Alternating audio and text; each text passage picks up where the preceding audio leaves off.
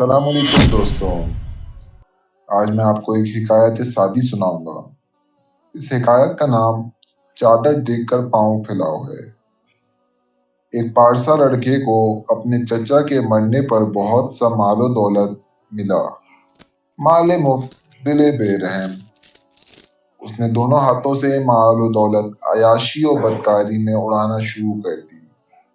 میں نے ایک بار اسے نصیحت کی، اے بیٹے، آمدنی زیادہ خرچ نہیں کرنا چاہیے کہ اس کا نتیجہ ہمیشہ برا ہوتا ہے۔ اس نوجوان نے میری نصیحت کو دیوانے کی بڑھ سمجھا اور کہا کہ آج کی راحت کو چھوڑ کر کل کی غم میں مبتلا ہو جاؤں، یہ محض ایک حماقت ہے۔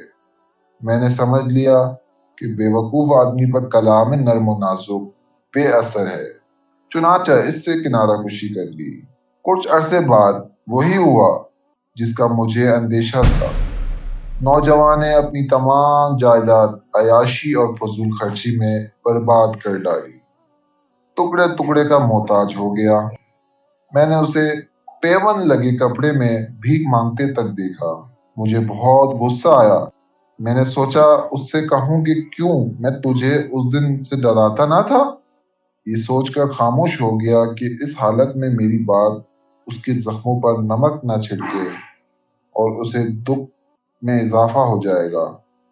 دوستوں، آپ کو اس حکایت سے کیا سبق ملا؟ کمنٹ سیکشن میں بتائیے۔